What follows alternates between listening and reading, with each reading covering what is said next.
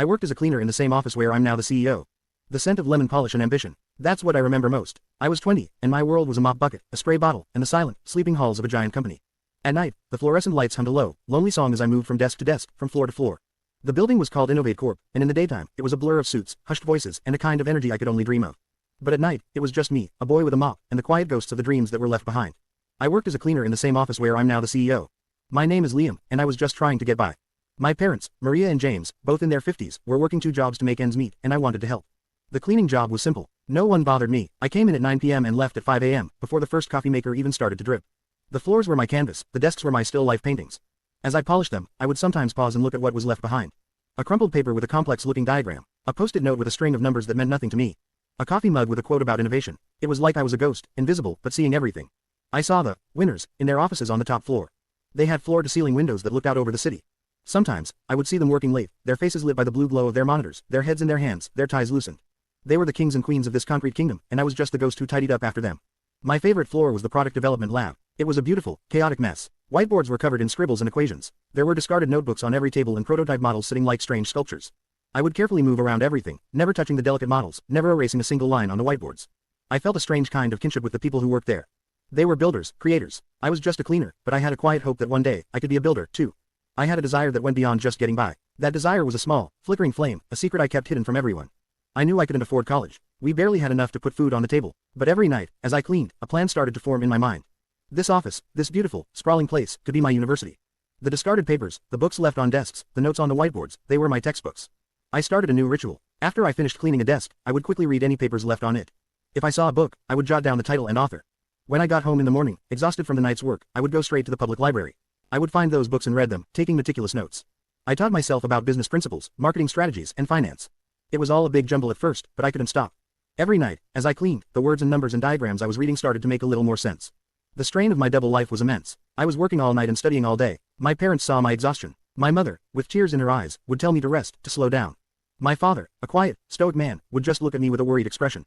They didn't understand. They couldn't see the fire inside me. They only saw a tired boy who was working too hard. They were my biggest supporters, but their concern was also a kind of pressure. They wanted me to be safe, to be happy. But I couldn't be happy without trying to be more. I had to prove to myself that I was more than just a cleaner. My big break came from a mistake. One night, I was cleaning the desk of a senior manager, Mr. Peterson, a man in his late 50s with a stern reputation. He had left a notebook on his desk, its pages filled with frustration.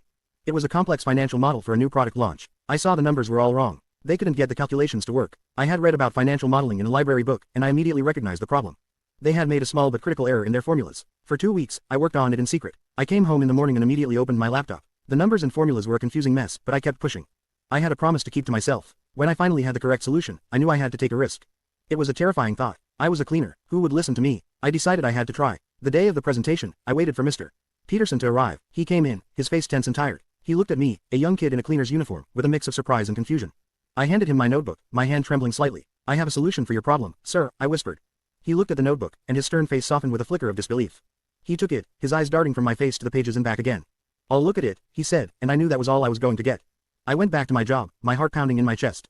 He called me the next day. He offered me a job, not as a cleaner, but as a junior analyst. It was a moment that changed everything. My parents were in shock. The first few years were a new kind of difficult. Some people in the office saw me not as a junior analyst, but as the former cleaner. They made snide remarks and whispers followed me down the hall. But I didn't care. I worked harder than anyone. I stayed late. I came in early. I used my knowledge of the building, the patterns of the people, and the unspoken rules of the office to my advantage. I knew the shortcuts. I knew the secrets. Mr. Peterson became a kind of mentor to me. He saw my work ethic and my hunger to learn. He helped me navigate the corporate world, a world where a background like mine was rare. I moved from junior analyst to senior analyst in just 2 years. Each step was a battle, a chance to prove my worth. But the validation I sought was no longer from others, it was from myself. As a senior analyst, I was put on a project to streamline our logistics. I knew every corner of the building from my cleaning days, and I had a unique perspective on how things actually worked on the ground, not just on a spreadsheet. I came up with a new system that saved the company millions. My idea was accepted, implemented, and a huge success. My parents saw my success and finally understood. My father, a quiet, stoic man, looked at me with a pride I'd never seen before. My mother would tell me how proud she was, her voice filled with a happiness that made all the long nights worth it. The promotions kept coming. I moved to project manager and then to director of a major department. The challenges grew with each step. As a manager, I was now leading people who once looked down on me. I didn't hold grudges. I simply led by example, with hard work and a quiet confidence that came from knowing I'd earned my place. I was a man who knew what it was like to be at the bottom, and that gave me a different kind of insight.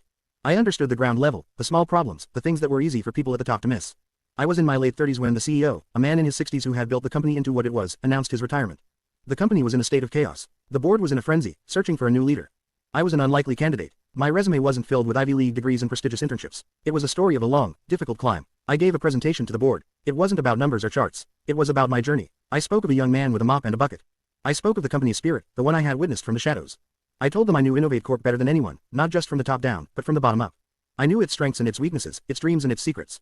I told them I was a testament to the company's potential. The board listened, captivated. They saw the passion and the vision. The whispers about my past were still there, but they were now mixed with a new respect.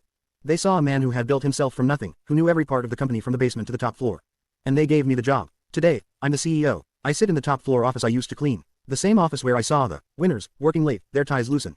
Sometimes, when the day is done and everyone has gone home, I walk through the silent halls. I remember the smell of lemon polish and ambition. I pass the product development lab, a beautiful, chaotic mess, just as I remember it. I think about the young man who once cleaned this space, who looked at the desks and saw a world of possibilities. My journey wasn't about a title or a revenge fantasy. It was about proving to myself that a dream is not defined by where you start, but by how hard you're willing to work. It was about remembering the boy with the mop and never losing the hope that he had. I'm a man who has it all, but I'll never forget the days when all I had was a bucket and a dream. That dream was my roadmap, my education, and my purpose.